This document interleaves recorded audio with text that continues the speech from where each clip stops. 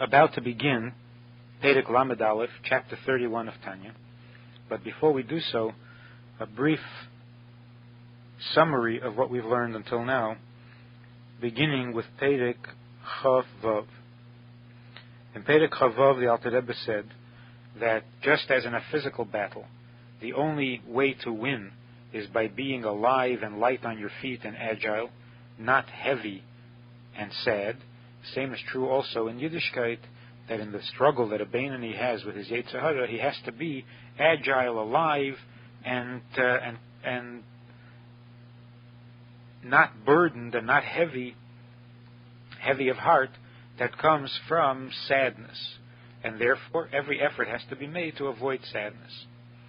Another thing that has to be avoided is Timtum Halev. Timtum Halev is the smugness of the heart that can't be moved on to better, higher, and more sensitive things. And it has to be broken. It has to be shattered or splintered in order to make it catch fire and to become excited by the godly soul's enthusiasm for godliness. How do you break and shatter and fragment the animal soul to make it more responsive?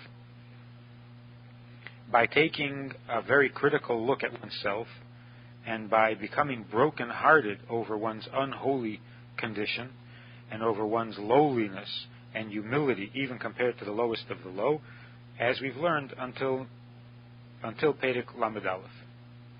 But now, the question is, in breaking the arrogance of the animal soul and becoming broken-hearted in order to free yourself of Timtum Halev, it would seem that we are reverting back to the first problem, and that is the problem of sadness. So here in Perek Lamed Aleph, the Rebbe is going to say that this sadness is, on the one hand, justified, and on the other hand, not really sadness at all, but something much deeper and much better. Perek Lamed Aleph. V'hinei afim k'sheyarich harbe l'haimig b'inyanim hanal, even if the person, by dwelling on these subjects and thinking deeply in them, kisho shtayim, an hour or two, lihiyez b'nemichas ruach v'lev nishbar, in order to feel lowly, humbled, and broken-hearted, yoveli de atzvus gedelo, this will bring him to a very great sadness. Back to the first problem of sadness, which we said needs to be avoided. Lo yachosh, yet the person should not worry about the sadness. And although sadness comes from an unholy place, it comes from klipas noiga, v'lo mitzad hagdusha, and not from the side of holiness. Ki b'tzad hagdusha ksiv, because concerning holiness it is written, the description of holiness is Eis v'chedva b'mkaimei, in God's place, in His place, there is strength and joy, not sadness. And also, Ein hashchina sheira ela mitech simcha, the divine presence rests or abides only in a place of joy, as it is also Lidvar halacha, that only in a place of joy can halacha be understood properly and the right conclusions drawn. Elo she'im ha'atzvus hi mimila dishmaya, it's just that in sadness itself, there are two types. If the sadness is from heavenly things, if the sadness is coming from heavenly concerns, although it is klipa, it is noiga, but it is coming from the good part of the klipa. Whereas if it was a sadness over worldly things, it would be coming from the negative part of the klipa.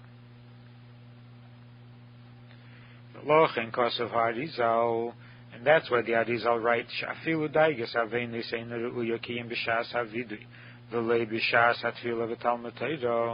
that even sadness and concern over sins is inappropriate other than during the time of the confession of the vidui, but not during the rest of the davening. or during the study of Torah, shetzarich liyes b'simcha, because that has to be performed with joy, shem mitzad hagdusha dafka, and simcha is what comes from holiness, and it's necessary that the mitzvah be performed with that which is from holiness, of holiness, and that is simcha. Whereas even the concern for serious sins, which is necessary and important, yet because it doesn't come from holiness, it comes from the good part of the klipa, therefore it is inappropriate other than during the time of the confession.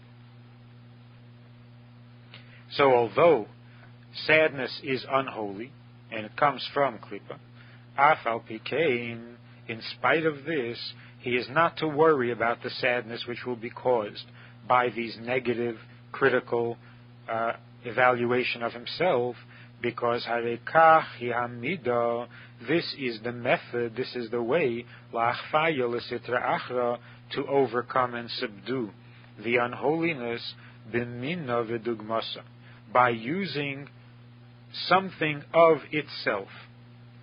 By using something of klipa, we overcome and subdue the klipa. Fighting fire with fire. K'may merazal, as we find in the statement of the sages, mineyu bei abba lishadya bei narga, that it's from the forest itself that we create the handle for the axe that destroys the forest. So we have to take from the forest an ingredient of the forest itself in order to bring down the forest. And so it is with klipa, that there are times when you have to use an aspect of klipa in order to overcome the klipa. So although sadness comes from klipa, but it is a tool that can be used against the klipa itself. And so the sadness that results from this critical self-evaluation, self-analysis, is necessary, and the ends justify the means, because you're using it to overcome the klipa itself. V'al zeh nemar, and concerning this it says, B'chol eitzev yihiyeh meisor, that from every sadness there will be a benefit, which means that the sadness itself is not a benefit because it comes from klipa, but you can use this aspect of klipa to bring about a benefit, v'hayisrein hi, and what is this benefit? Hasimcha haba achar ha'etzev kedelukamon, the joy that comes after the sadness, as will be explained later. So the sadness itself is not a virtue, it comes from klipa, and yet it's justified that we use the sadness in order to overcome the klipa, and then when the klipa is overcome, we have joy that replaces the sadness, and a greater joy than before, and that's what justifies the use of klipa to fight klipa.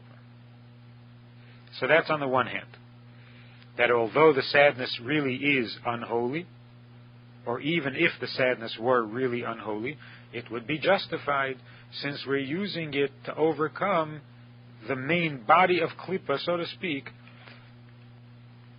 and get rid of the timtum halev, and then ultimately replace the sadness with joy, so that in the end it is all holy. Ach be'emes, but in truth, if we go a step deeper, ein lev nishbaru merirus hanefesh, this broken-heartedness and bitterness of soul, al richuka me'epnei Hashem, over the distance, over feeling distant from God, v'hislapshusa b'sitra achra, and because of its involvement in unholiness, this broken-heartedness and bitterness of soul is not called sadness at all. Is not nikrayim b'shem atzvus klal b'loshen hakodesh, is not called sadness in Loshen Kodesh at all. Ki atzvus, because sadness, he shali be'metumtam ke'eva. Sadness is a position, a disposition, a mood in which the heart is plugged up like a stone, ve'ein chayus b'libe, and there is no life in the heart. So sadness is a lifeless feeling. Aval meziras v'lev nishbar, but bitterness and brokenheartedness is not a lifeless feeling at all. Adar, It is the opposite of sadness because there is a lot of energy in the heart, lehispoil, to react, or lehismarmen, and to be embittered, which is an intense energy, and therefore it is not at all like sadness, even though it is not preferable. It is not desirable. And that is, the reason that it is not preferred is because it is energy that comes from gvura, from holiness, but from the gvura of holiness, an intense holiness, and joy comes from the chesed of holiness, because the heart is capable of both intensity, gvura, and chesed. So simcha comes from the chesed of kedusha and this bitterness and brokenheartedness over the ungodliness of one's condition is coming from holiness, only it's from the severity of holiness. And we always prefer kindness over severity. And therefore, although this brokenheartedness is not sadness at all, because sadness means a deadened feeling, a lifeless feeling, whereas bitterness is very much alive, but it is alive with intense holiness, with severe holiness, and we prefer kind holiness. So the difference between sadness and bitterness is that sadness is a lifeless feeling. Basically, a person who is sad wants to be left alone and wants to sleep, whereas the person who is embittered, who is broken-hearted, doesn't want to be left alone and can't sleep. It's the exact opposite. So although we normally prefer kindness over severity, which would mean that we prefer joy over bitterness, even though bitterness is alive and is part of Kedusha, yet there are times when it is necessary.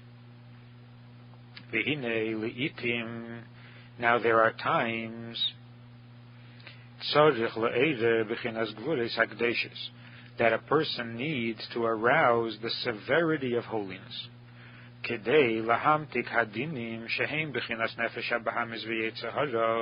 in order to sweeten the severity, the unholy severity, which is the animal soul and the Yetzer Hara. When the Yetzer Hara has taken control of the person, God forbid, which is a severe unholiness, so in order to sweeten it, you have to use severe holiness. Because to truly sweeten that which is severe, you have to use severity, because a thing can be fixed only in its source and at its root. And that's why the sages said that a person should have his Yetzer Tov, be angry at his Yetzer Hara, which is an act of severity. The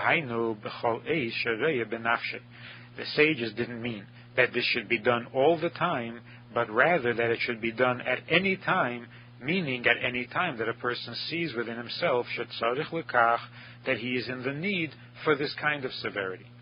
In other words, when the Yetzer Hara has itself become severely unholy.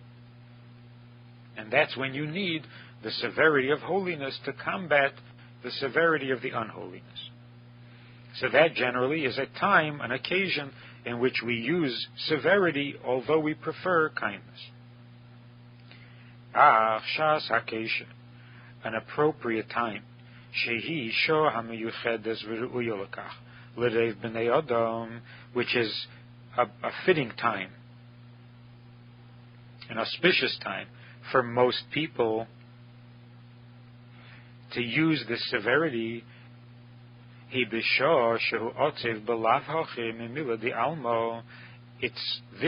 this proper time, and this fitting time is when the person finds himself sad, without the critical, severe analysis of self.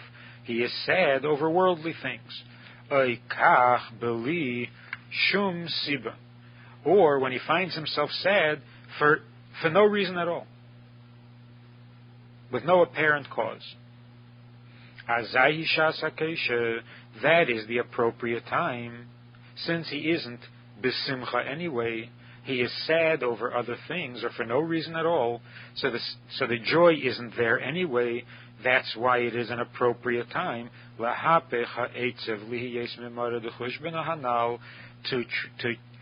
to exchange and transform the sadness into bitterness by being an accountant of his soul, as we learned earlier, and to fulfill this instruction of the sages, la'elam yargiz, etc.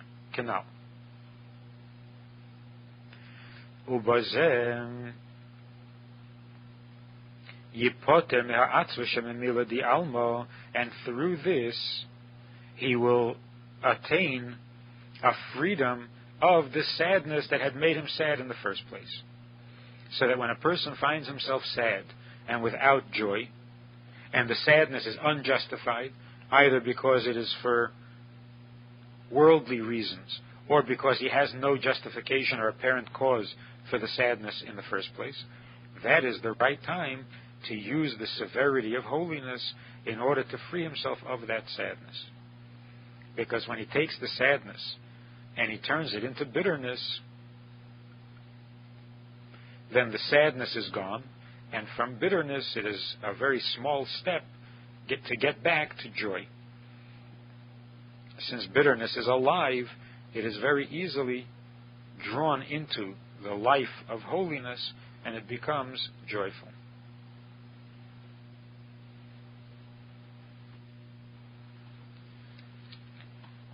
The process which the Rebbe takes us through in this Perek is that at first the Rebbe says that these thoughts, these negative thoughts, these critical thoughts, bring to a sadness. Only the sadness is acceptable because it won't do any harm. On the contrary, it's a way to fight the klippa. Then the Rebbe says that in truth, it's not sadness at all, it's bitterness. And then in the end, the Rebbe says that when a person is sad and he goes on to the bitterness, that's how he changes the bitterness into sadness and then goes on to joy.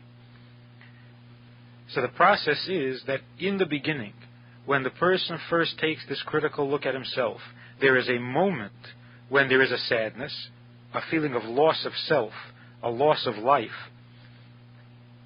But this moment passes immediately, if it's done properly, and immediately becomes bitterness, and the bitterness is the opposite of sadness. It is fully alive.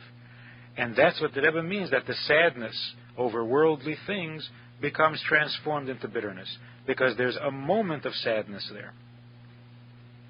And it's that moment of sadness that the Rebbe describes in the beginning of the Perek, and then goes on to talk about the result, the lasting result, which is not sadness at all, but rather bitterness. And then he says that the proper time for the bitterness, when a person is sad anyway, for no apparent reason, and the reason that that's the appropriate time is because of two considerations. First of all, since he's not besimcha anyway, so he's not losing anything by turning to the bitterness, whereas if a person is besimcha, there's no reason that he should give that up and turn to the severe holiness, which produces bitterness. But when he's not happy anyway, that's the time to do it because he's not losing anything. Another consideration is that when a person is saddened over worldly things or for no reason at all, he is more likely to accept the criticism about himself than when a person is happy and in a good mood. And through this, he frees himself of the sadness from the worldly concerns, and this also is either because he is more concerned with the bitterness and forgets the sadness, or because when a person takes himself to task and judges himself here below, then it's no longer necessary for him to be taken to task from above. And the sadness over worldly things, or sadness for no reason at all, is coming from the fact that above, in the place where his neshama is being judged, there's a severity there. And that causes the sadness. But when he becomes severe with himself, there's no longer...